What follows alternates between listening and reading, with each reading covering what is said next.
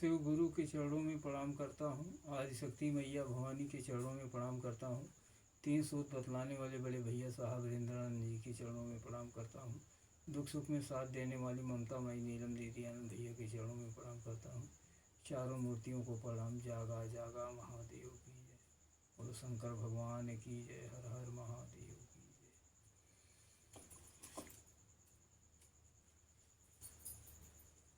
अगर विचार किया जाए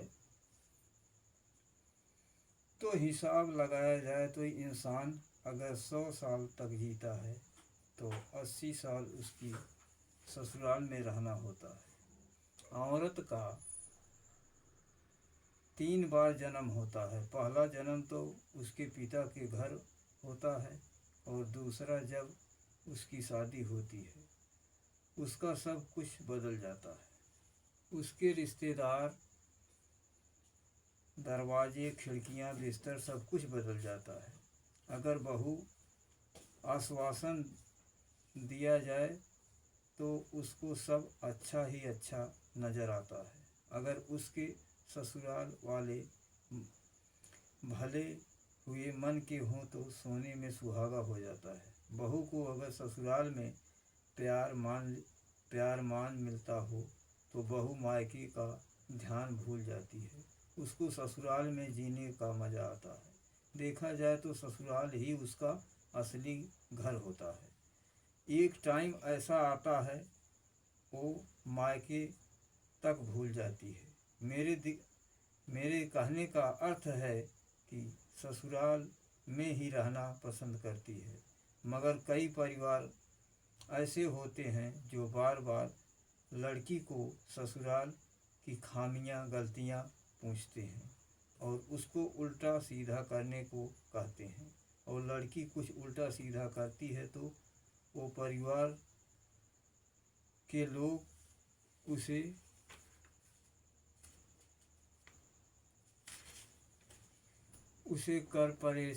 परेशान करते हैं। जो परिवार निस्वार्थ होता है, चाहे वह लड़की वाले के हो या लड़के वाले हों, वे परिवार अक्सर तनाव में रहते हैं। जो लोग बहू घर में लाते हैं, एक बात तो उनको समझ लेनी चाहिए कि लंबी दूरी है या नहीं, हमारे देश का विधान ही ऐसा है।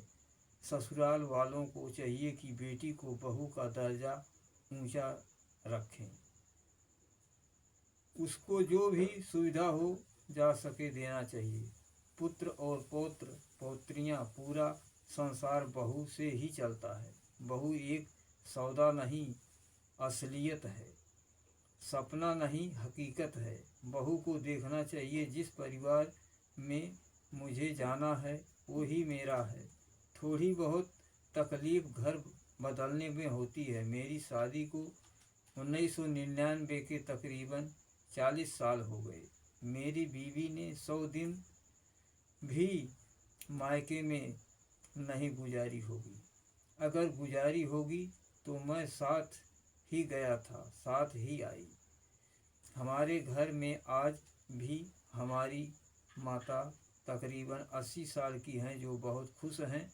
हम 6 भाई हैं, 6 बहनें हैं, बच्चे हैं, सब ठीक ठाक चल रहा है।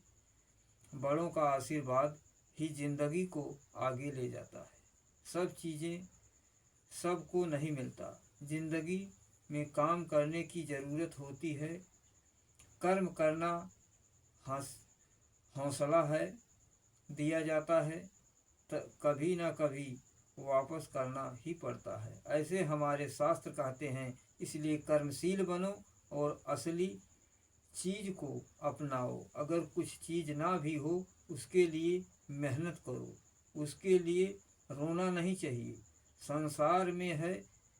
संसार का है दुख, और जो चीज़ नहीं है उसका क्या दुख। मेरा मेरा नहीं, मेरा तेरा नहीं करना चाहिए। ज़िंदगी का सुख चीज़ों में नहीं, संतोष में है।